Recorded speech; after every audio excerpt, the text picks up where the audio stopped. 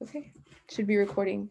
Well, hi everyone. My name is Sandra Gutierrez. I'm the student lead for the Dream Center, and I'm really happy that you all are here. We can get started with introductions if maybe Casey, Jose, Liliana, and then Kimberly want to go. Um, yeah. Yeah. Okay. Yeah. Hi, everybody. My name is Casey. My pronouns are she, her, hers. I graduated from Cal Poly in 2019, and I majored in business information systems and minored in ethnic studies. And right now, I'm a technical consultant at RSM. So I've been here ever since I graduated. It's my first job. And within RSM, I do technical consulting. I'm part of this ERP system team, or it's a team that configures this ERP system called NetSuite. And so if anyone has questions about consulting, I had no idea what it was when I was in college. I'm super happy to answer any questions and tell you more about things I do on a day-to-day. And then I previously mentioned that I was raised in San Diego for most of my life. So I'm full Filipino, first generation. It's a little bit about me. I can go next. Hello, Jose here. I grew up in San Francisco Bay Area and originated from Mexico and immigrated when I was 6 years old. I was fortunate to go to City College of San Francisco, where very similar to Cal Poly, we were able to establish a Dream Resource Center for undocumented students. And this was in 2009. And it was a real impactful moment in my life because I never had an older brother or sister to guide me through this 4 year university. And so I really had to figure everything out on my own. But having that support network and just a group of folks that identified and could relate to my story, it was just a really great way for me to champion for myself and then also champion for others. And to me, I think that was probably one of the best support networks that I've ever received. So really happy to be here, part of the panel, and to just share my experiences with you all.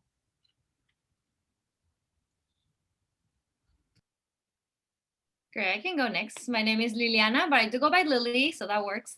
And I was also born in Mexico to Chinese parents, so I'm full Chinese, but I migrated to San Francisco when I was 15, and I was able to go into UC Berkeley. Thankfully, it was very extreme because I had no idea what was going on, but I was like, okay, I'll choose a school that's nearby, and it just happened to be Berkeley, and it happened to do well, so I got really lucky in that extent. I worked really hard to get there, but I just didn't understand how to navigate it at all. So I did lean towards a lot of organizations as well, and after my second year, I applied to the business school inside my undergrad. So from there was a lot of resources that I wish I would have been able to take advantage of because I just didn't know how to be confident about it and reach out to people. And also back then, as an undocumented person, there was a lot of different ways to I guess involve yourself, but then you couldn't do it in the way that your peers could do it.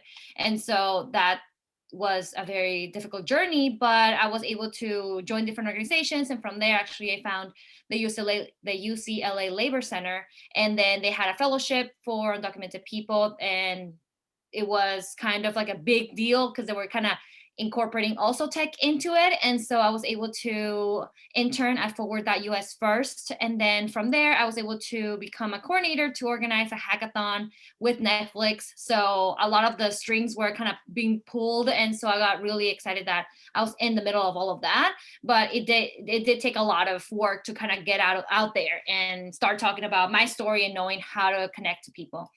From there, I did a little bit of accounting, and now that I was able to get a work permit, I jumped into being an Odoo, which is also actually competitor of Casey's organization, and also an ERP. But I am more on the client's sales side, so it's a new, very rapid place to be in, and I'm really excited about it. But it's a lot of work, a lot of mental energy. But I'm also doing work with Dreamers in Tech as a side thing, as a co-chair. I can go next. So that's a lot to follow up. um, so my name's Kim. I grew up in Orange County, California. Um, I had a really good high school experience. There was a lot of resources there that were able to guide me on how to like navigate the college process. So I was very lucky in that sense.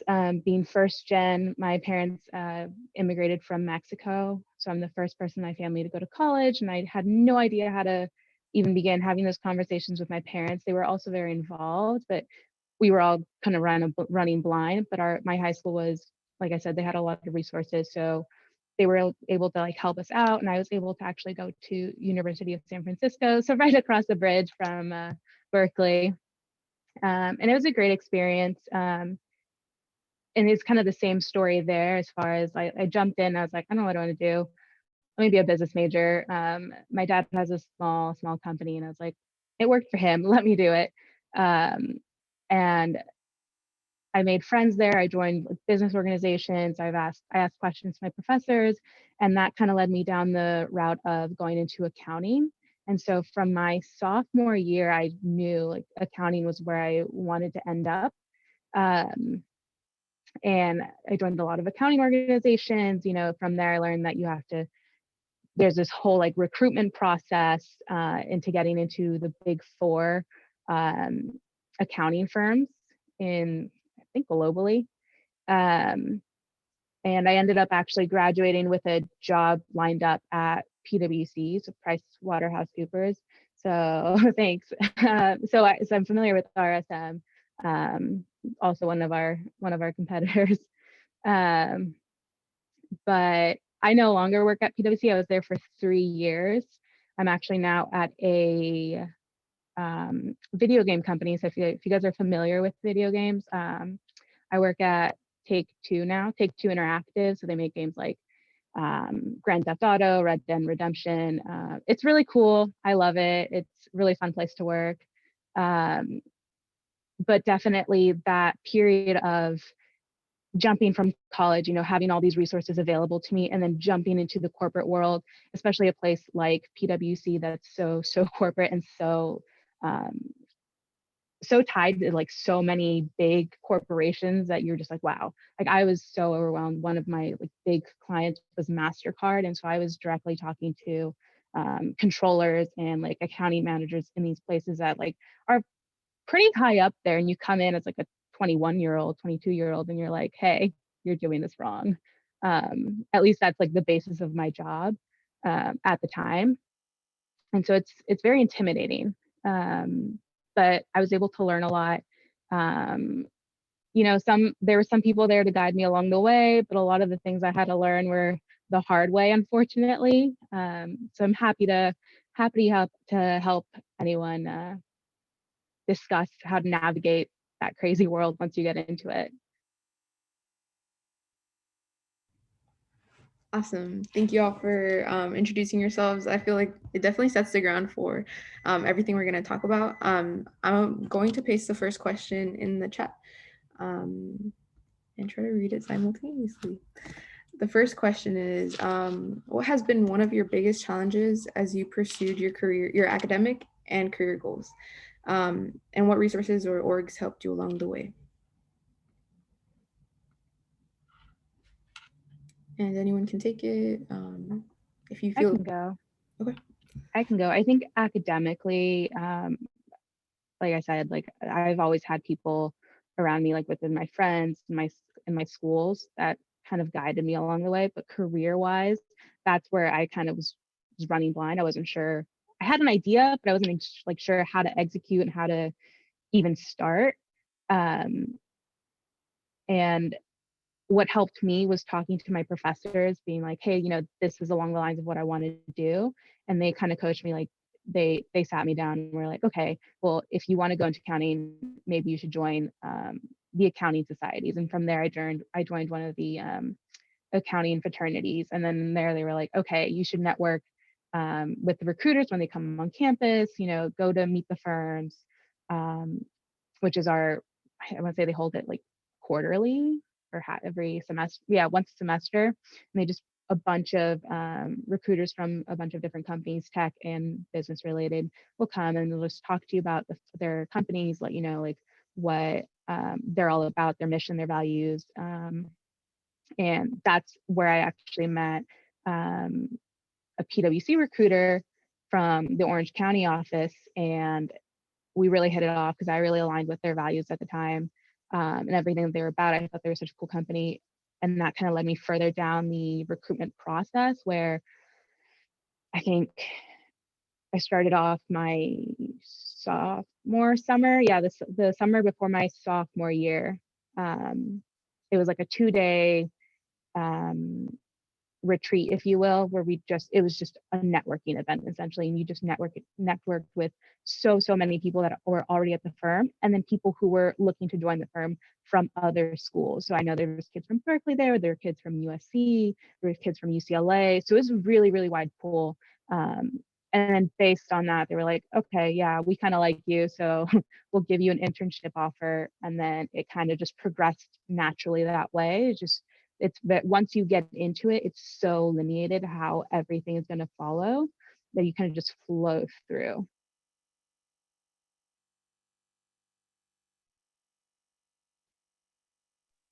Well, I want to add that that's amazing. Accounting is very hard. I think at least for me, it was very difficult. So definitely did not want to pursue that. But for me, definitely it was helpful to lean towards community, because particularly I didn't feel comfortable talking to my professors. They're all white and old, and I feel like they always preferred, those people who are always present and know everything, and their parents did this and that. And so I feel like I didn't fit in at all. So I wish I would have, stepped in with more confidence to all of that, but I couldn't at that moment, especially on top of that, on top of imposter syndrome, then being undocumented, not knowing what to do after, and just you don't have the same, just not having the same resources in that aspect. So I was not about to tell my professor, this is my whole life story, what do I do, right? So thankfully with community, I think that's how I started trying to find out how to actually get a job as a contractor or different ways to do it. There is communities, thankfully, in California that I'm able to lean towards. And from there, that network opened me up to so many other people. And that's when I told myself I have to step into that confidence, step into that power, and just talk about it and know who to reach out to, and actually go into LinkedIn, start reaching out to people and being very purposeful as to where I'm going, because otherwise I would always feel trapped, like I can't do anything. So from there, I was able to talk to people. It started basically within Berkeley. There was a lot of resources, of course, within the Latinx community, and just also we have a Dream Center as well. And from there, just knowing people specifically and knowing where to ask. You can just ask, I'm trying to get a job. How do I do this? And within the networks, I was able to land that first job and then just continue to pursue it. And even though it was very hard emotionally throughout that experience, knowing that I wouldn't be able to get, into those big jobs that my colleagues were getting into, I would still go and apply and actually go through the interview. So I would also be prepared to know how to navigate that and practice interviewing myself and practice telling my story in a way that it wouldn't make me feel in a way that would make me feel confident about what I have achieved. So definitely do it. I think you just have to step into that and know how to talk about yourself in a confident way. So definitely the Dream Center, Dream Centers in other organizations like this one, UCLA. From there, you just have to figure out what else is happening. You are not going to know what other people are working on if you don't ask. So I think definitely that was the main part. It was a big challenge, but little by little, you just kind of confidently stepped into it.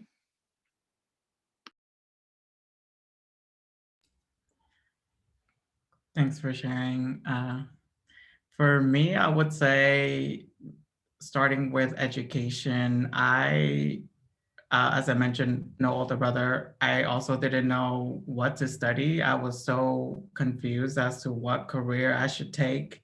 I knew I always had a passion for technology, but how would I even, get my foot in the door? I wasn't even sure. And I would say I was not one of the smartest students in the class. I actually had pretty like B's and C's. And I was like, as long as I graduate, I'll be okay. And I mean, I was paying for my education. So I think that was also like a fire under my butt. Like, hey, you're paying for this. Like, you should actually like put your heart into it. And so to me, that was the biggest challenge, is trying to figure out what classes to take, how to navigate the 4-year university, and like how I would be able to use my degree moving forward, because I was still very undocumented back then. So that mindset of like, yes, I can graduate, but how am I going to exercise this? That was a little bit of like those like imposter syndrome. To be honest, that's just like the oppressed mindset that I had, that it's like, you can't move forward, you're not worthy, what are you doing? And so it was like changing that narrative. And I think that's where my career progression also changed. I was super shy growing up, you know, always yes sir, yes ma'am, very respectable, like be, you know, fearful of higher authorities. And so I would always be afraid to speak up or advocate for myself or advocate for others. And you know, one day I was like, no, you cannot do that. And I forgot to mention where I work, but I work at Salesforce, and I am in the Trailblazer community team. And we help out people learn Salesforce products and technology, and hopefully land a career within the ecosystem. And I found out that Salesforce partnered with Custom Border Patrol. And that was like another big like whoa moment, where my values were torn. I was working for a company that was literally powering ICE and Custom Border Patrol. So I was like, Jose, what is going on? What are you doing in this company? Like, you have to say something. And again, this is like that moment of like, have courage to speak up, advocate for yourself and advocate for others, and also own your narrative. If you're not sharing your story, who will? And once that announcement again happened, we had a huge company meeting, and in front of everybody, I told my story. I was like, I'm undocumented. I have DACA status. I grew up here in the US. This is not right. What's going on? Like, we should be using technology for good. It doesn't even matter if it's the US government. How are we utilizing this technology to go power literally like what's separating families, you know, today? So it was really interesting. I would say, again, definitely have the courage within yourself to always advocate for yourself. And I think you will go super far.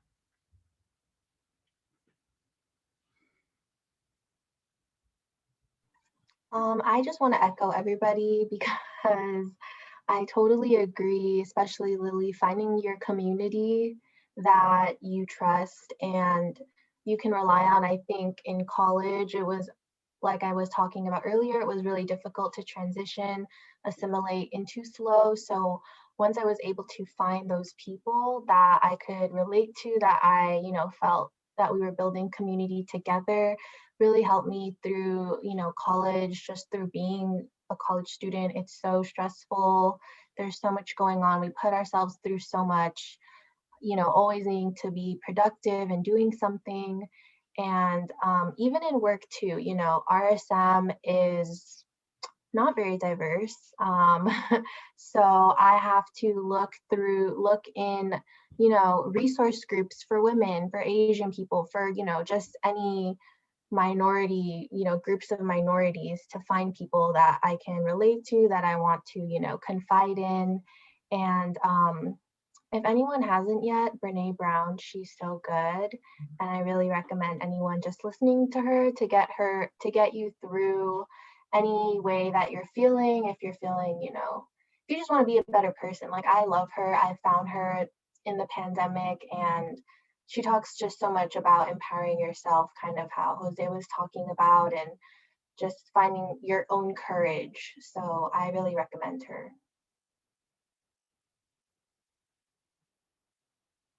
All right, thank you for that. I was like typing here in my Google search engine. Thank you so much for sharing. I definitely felt a lot about what you all were talking about. I myself felt a little confused about what major to pick and all that.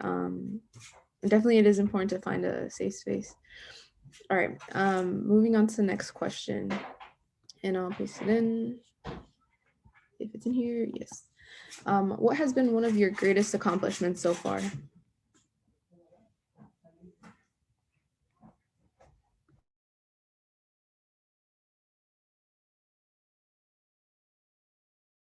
I can go jump in. As I shared with y'all that I really wanted to get into technology, but how to get my foot in the door was a complete mystery to me. I wanted to tap a stranger in the shoulder and be like, how did you do it? Like, can you refer me somehow, some way? Um, and I was fortunate that I heard about a program called Year Up. And this program trains young adults from ages 18 to 24 in careers for technology. And they train you in project management, in quality assurance, in IT troubleshoot, like the list goes on. It's about like 5 different careers. And in 2009, I was still very undocumented, but I did what I had to do. I applied, I got in. Um, and when it was time for the internship phase, they terminated me. And they terminated me because I didn't have a work authorization card, which was true. And, you know, I told them, I'm undocumented. Is there anything that you can do? And their hands were tied, unfortunately. So the program, I remember I was like 18, 19 at the time, like really like bright-eyed. I had just graduated high school, you know, wanted to start my career and all that good stuff. And then it's like, boom, you know, like a big setback. But I didn't give up. Went to City College, and I think that's where I really found my voice. I advocated for myself. We did a lot of resources for undocumented students, scholarships, Stream Resource Center. And in 2012 was when DACA was announced. And the first thing that came to my mind was Year Up. And this time doing it with more hunger, more determination. Like I really wanted to succeed. And I did. I completed the program another time around. And I would say that was probably the biggest accomplishment because it really did like catapult me into my career right now in tech. And now all I want to do is to give back to the community, get back to the program that opened the door. And yeah, it's like, sorry, I forgot what I was, how I wanted to end it.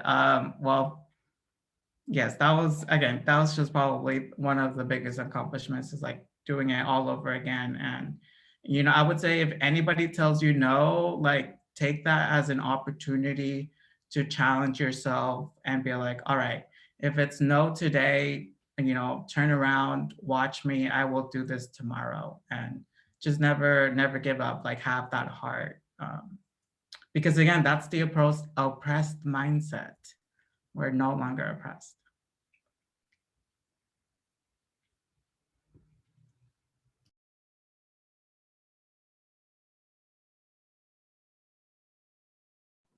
I'll go. Mine's short and sweet. I would say graduating college is my biggest accomplishment because I think with as many of us can relate to, we all had our personal adversities from just graduating. And I mean, I just think about how I genuinely disliked, you know, kind of the space I was in. I don't know, just Cal Poly was tough to say the least. So the fact that I stuck through all 4 years, graduated, got myself a job right when I graduated, I'm most proud of that.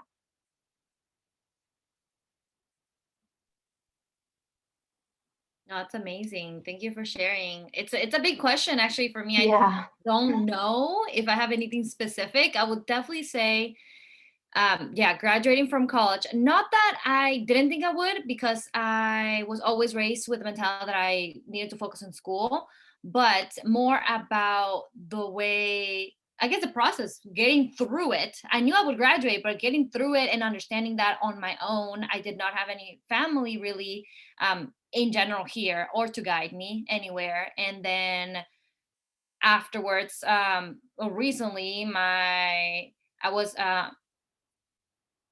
when I moved here, it was just my sister and I. A little bit of family, but nobody really knew how to navigate none of that. And it will be a little cheesy, but I think my biggest accomplishment is like feeling accomplished in general, feeling okay and happy, because that journey was very difficult on my own. Even though I had community and friends, I did feel alone a lot of many of the times. And recently also my mom passed away, and she was single mom, and I didn't get to say bye or see her anytime soon because I was over here alone.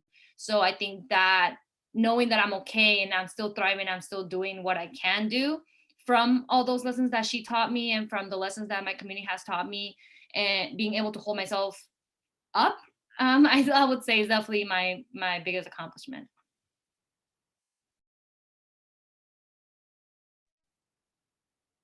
I think that's really beautiful. Mine's something similar. Um, when I initially went into the like corporate space at PwC, when I initially entered, I was so into that like corporate mindset, and I definitely derived a lot of my own like personal value based on how much I produced. And that's just something that was ingrained into me from school, where people were like, well, what are your grades? Well, like, what firm did you get into? And it's just the nature of how competitive it is. And I think that's and this is just like my own personal thing. I think it's so like sick, not like at all where I actually find my value. And for me, being at PwC, it's a great company. I just don't think it was for me, because I noticed that was how most of the people that I worked with were. And I just found myself being continuously, um, I guess, what would be the correct word? Not like depressed, with like unsatisfied with like the trajectory of my career, even though I was technically, meeting all the milestones that I should meet and like doing everything that I should do in my career according to what everyone else was telling me and how they were trying to guide me. But that's not necessarily what was making me happy. And I think a big step for me was learning to separate that and say, this is not where I derive my value, and this is not where I find my worth. And I shouldn't let others tell me where my worth comes from. Um, and I think leaving PwC was such a hard decision for me, because it's something that everyone has told me, like essentially for 4 years in college, everyone was telling me, this is what you have to do. You have to stay this long, you have to do this. And it was such a planned out career path and what the expectation was. And then having those conversations with like my family and my friends who were also in the same positions, we all kind of had the same mindset. And so it was a lot of groupthink.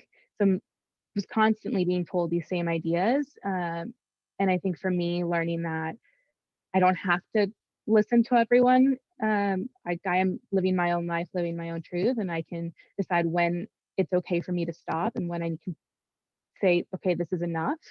I think that's something I'm like 25 now, right? But I'm like, I think I still learned it early enough into my career where I think it's going to benefit me so much more in the long run. Awesome. Thank you, everyone, so much for sharing. I did get a private chat that a student has a question. So if they want to go ahead, it's a really good moment.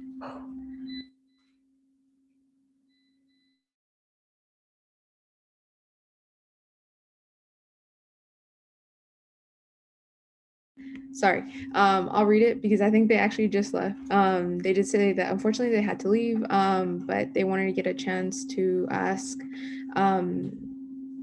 They said, throughout my time in college, I have constantly felt lesser than or simply not good enough to be in my classes, leading to feeling unsuccessful and unqualified. What advice would you give to us who experience the imposter syndrome, and how exactly do you try to overcome it?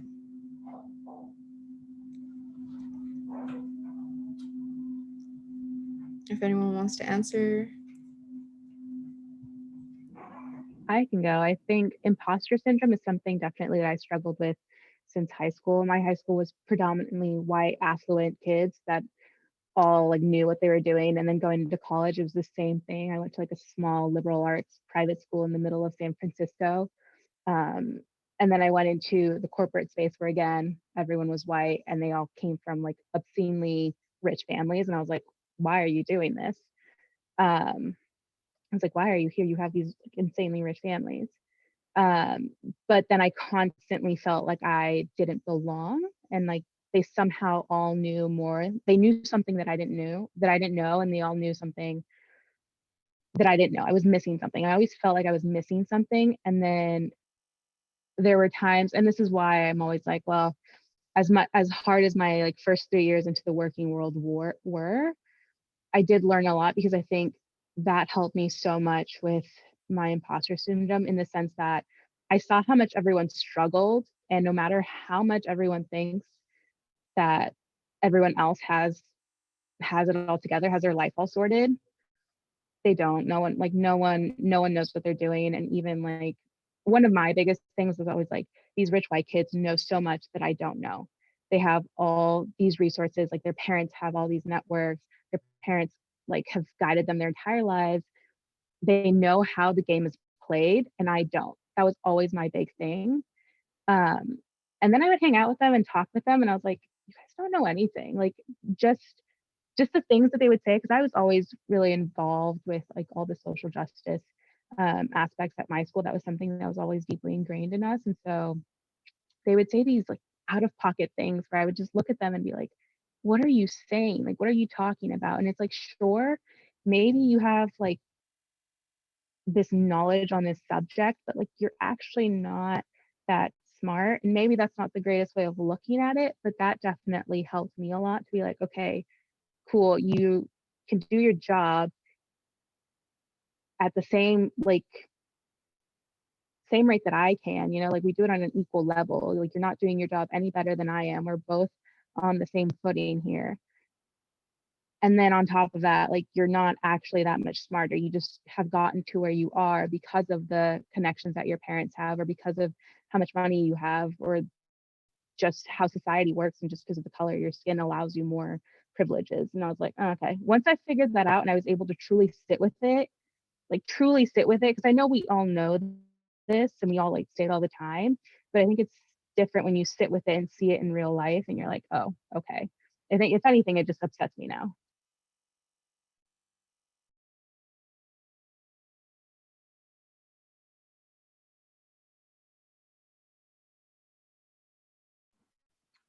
I would just say, so imposter syndrome, faced it heavily when I started at RSM, because I think it's a culmination of things, just like I said, not really seeing people in the space that I was in. So wondering, did I belong there? Like, how did I even reach this position? And once I realized that no one's going to respect me until I respect myself, did I just remember like who I was. Like, I'm not gonna let somebody, I'm not going to let someone else's perception, change my own perception about me. And another thing is not tying my entire self-worth to my productivity. I really had to take a step back at that and just realize that I don't always have to be doing something or, creating. Like, I just need to rest. I think it's in the society we live in that we need to feel so productive and always be producing, because the society, it's very capitalistic and consumerism is real. So yeah, I would just say that sometimes you have to take a step back and just remember who you are. Maybe you have to write it down. I started writing so many of my own thoughts down just to have conversation with myself, because I feel like I needed to hype myself up, basically. That's kind of how I wouldn't say I got over imposter syndrome. It still happens, but I definitely say that it's been better than when I first started working. Yeah, just want to add, one of the most impactful moments was when one of our directors, she works for the Office of Equality, and it's all about diversity and inclusion. And she shared If there's no seat at the table, then bring a folding chair. And I thought that was so very true. And I started to reflect on moments in my life where I was put in situations where imposter syndrome hit me really hard. And instead of sitting in that space, feeling unworthy, feeling like I don't belong, is changing that narrative and saying, I've earned this space. I'm here because I'm here for a reason. And whether that's divine reason, whether that's God, you're there. And, every person has a purpose. And if you're not at that seat, then who is? So who can you represent? Like who in your community can you represent and stand up or advocate for today? Um, Again, I was really, really shy, really, really quiet, but this is your moment now to speak up, to have your voice heard. And Brene Brown is also a big inspiration of mine. And she talks all about the power of vulnerability and having that courage to lead, having that courage to speak out. And even though there is no guarantees, the fact that you stepped up that day is a huge, huge step. So if you are dealing with imposter syndrome, again, it's combat that. You've earned that space and fill it up, fill up that space. No, that's a great point. I was just thinking about it because basically what everybody mentioned, there's different ways for you to get to that space and you just have to step into it, right? Whether that is, podcasts or videos or YouTube videos like TED Talks, anything that you can imagine, do it so you can lift yourself up. I think for me, it worked really well. Being in the Bay Area, I am privileged to be able to attend events that are catered towards Latinx people in tech or anything like that, and or people in women in finance, little organizations like that. I was able to attend, and at first I wasn't sure what I was doing. And even when I would join, a lot of people felt like they were already knowing what to do. But remember that, yeah, you are there with them. You are doing the thing that you're supposed to be doing, and find what inspires you from that moment. I know, kind of like Jose, I had a little phrase that stuck with me was at the Latinx Fest or the LTX Fest. And somebody was speaking about how sometimes when something doesn't go well, you can always say, why me? Why did it happen to me? And the way to flip that, to make it work for you, maybe not in that moment, take that moment to be sad, but then next time you step back up, think about it the other way, flip it and say, why not me? Why should it not be the one that is here in the seat right now? Why should it not be me, the one that goes and gets that job? So that definitely helped me realize that I'm in places and I'm like, okay, I'm here. I made it. Let me do the thing. Why would it not be me, the one that gets this job? Why would I give it up? If you made it this far. So also my other friend would say, why come this far to just get this far? So sometimes I think about that, and that keeps me pushing because I'm like, okay, I got here. I'm so tired. And then it's like, no, but you got here. Why not go further than that? So definitely have those little reminders that push you forward. Is a moment to realize that basically what everybody said, you are there. Just take it. And these people don't know any more than you do. Maybe they do, but you also know a lot of things that they don't know. So take that power and make it your own. Oh my God, that was very inspirational. Thank you all for sharing that. I just realized that my first question was asking about a challenge and then your accomplishment and then a challenge again. But thank you for sharing that. I think that you all definitely found the bright side out of all of those challenges and barriers that were in your way. My next question is kind of, it goes with what Jose was sharing earlier about Europe and how that opened a door for him. I'm gonna paste this question, but it is, how did you find your niche / passion in business? And can you give students tips and advice on how they can find or work on theirs? And then let me paste that.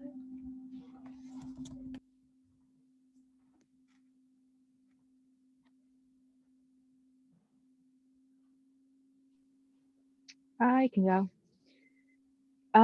I've always been super interested in the entertainment industry.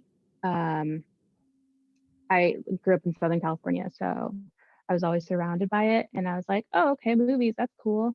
Um, and I've always just naturally gravitated towards that, where I'm obsessed with like finding out like how what a budget for a film was and how they were even able to like get that budget.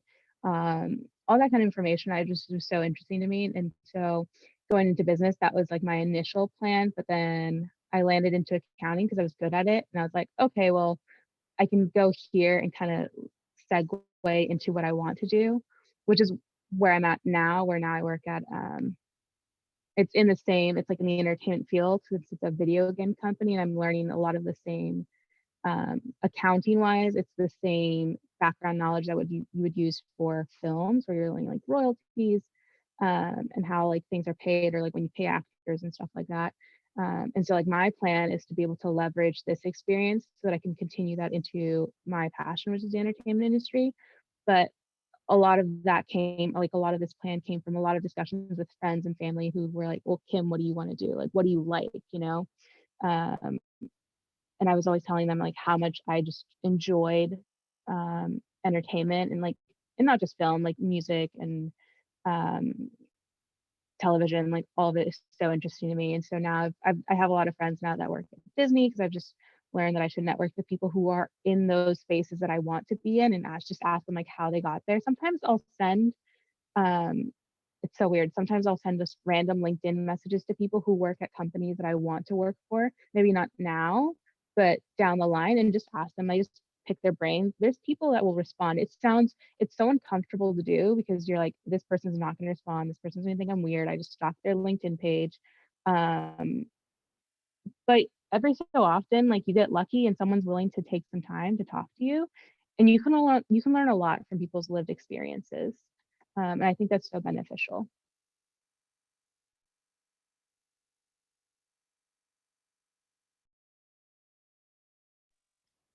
I would say I did not know that I had a passion for any of this. I just wanted, of course, to make money, make my parents proud, all of that good stuff. So I kept pushing, and you hear everywhere. Sometimes you have to fake it until you make it, and even when you make it, you gotta keep pushing. So definitely, I wanted to do so many different things, and I knew I was excited to work with community. So even though I was doing business, I always made sure I had space for creating community and joining different organizations. So from the moment that I started working, I engaged myself with the community, particularly undocumented, and I joined Dreamers in Tech, which is a small organization, but now they have a partnership with Tequeria, which is a nonprofit now. And so from there, I knew that that would always drive me, even though I'm doing a job that maybe I'm not completely comfortable in, or I'm still learning things, I don't know where I'm going. I can always lean towards that work that I do and know that I can keep going, right? And thankfully now I feel like in the place that I am in with my job and with the organization I'm in, I'm like super busy now. But I know that that's still there in my heart. And I feel like you just have to explore it. And basically what was mentioned about going to LinkedIn and just being part of different organizations. If you can, I mean, I would say definitely do it, like call people, like just message them and reach out to them, do whatever. But if for whatever reason you don't feel as comfortable, which I didn't as much, I joined organizations. So then I had a purpose to do that. So with Dreamers in Tech, I knew I had to promote events, right? So of course I have to add people, let people know there's an event. So from there, you can directly see and connect with people that you may have never talked to on your own unless you were connected to this organization. So I feel like that definitely helped me get there. And particularly with my company, I was looking for jobs that were hiring in tech, but it was very hard to break in, especially during COVID. So actually, when I was looking for jobs in tech that focused on Spanish speaking, as a skill, I was able to get the job that I have. So if I never channeled that control and that power that I have and that skill that I have, I would have never found this job either because now that is an area that's growing and I'm grateful that I was able to jump into that. But it just kind of took step by step, you know? So it's never going to be completely easy that you go from step A to B, but sometimes you do have to just do some things on the side to also continue to help you pushing forward. Yeah, I really like that. It's definitely not gonna go from step A to step B, even though when I was in your shoes, that's how badly I wanted time to go. I wanted to graduate from City College like tomorrow, from SF State the next day. And then being confused as to like the whole like 4-year university. I'm like, shoot, like when am I ever gonna finish? And I remember that I was never good at math, and I knew that starting from like the get. However, I still decided to do a business administration degree. And when I was looking at the courses, I was like, no, I can't. I literally cannot. So I dropped out of business and decided to do communications. And that was because I linked what I liked about business, which was the marketing side. And then with communications, it was very much similar. So I was like, all right, I can do this. And it was so much easier. So I would say follow your strengths. You know what you're good at. If you're good at English, then pursue a degree in writing and communications. You're good at math, you know, engineering is a really great career too. However, my best piece of advice is just to have patience, and every step along the way, it's a lesson learned. And you also identify what you're good at, what you like, what you don't like, what you want to see yourself doing. And again, every job that I had like really helped me prepare to like where I am today. And if it wasn't for the experiences, then I would still be not like, I still wouldn't know what I would be doing. Like once you start stepping into it, then you start to learn more, you build your skills, you grow your network. Next thing you know, somebody is offering you your dream job. You just never know, right? So again, it's have patience. I know what it's like to want things overnight, but you have to have just a little bit more patience.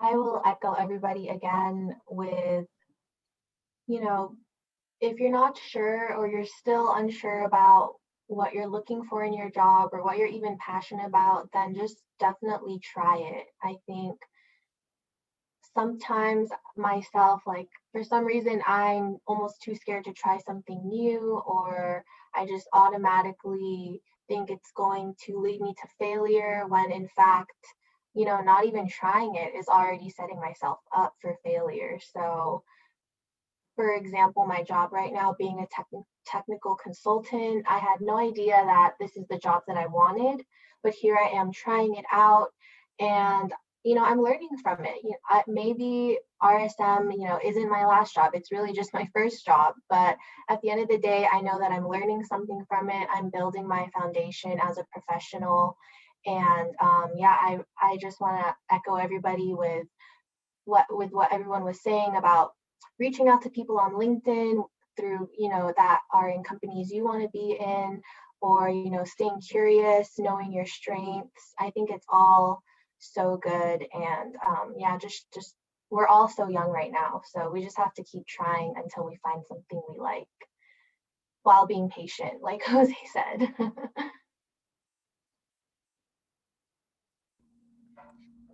And I believe everyone answered. Alexa said, can we add y'all on LinkedIn? That'd be awesome if y'all want to share your LinkedIn. But yeah, we only have 4 minutes left. If anyone else has any questions or anything they want to add, I really appreciated all the advice you just gave. I was writing notes at the same time. Patience, try things out, advocate for yourself. Your mental health is important. You're here for a reason. Thank you for sharing all of that, and just thank you for taking the time to be here with us.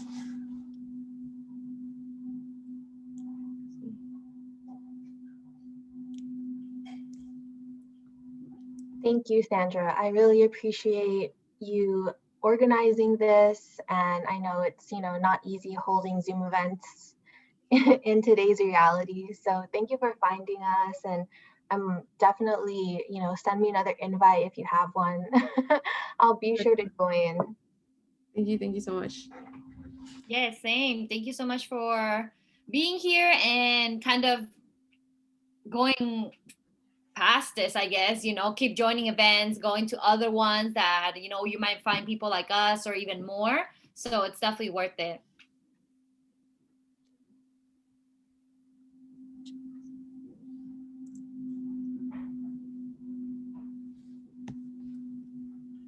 We got some LinkedIn's. But yeah, if no one has anything else to share, I think we're pretty much good to go. I'll stop recording.